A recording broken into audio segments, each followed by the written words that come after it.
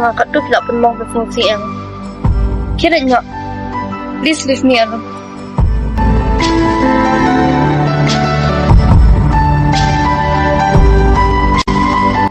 Kiranya, please.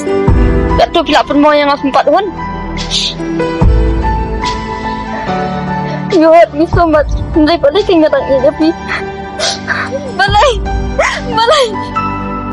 Anjali, nama pengaknya tu.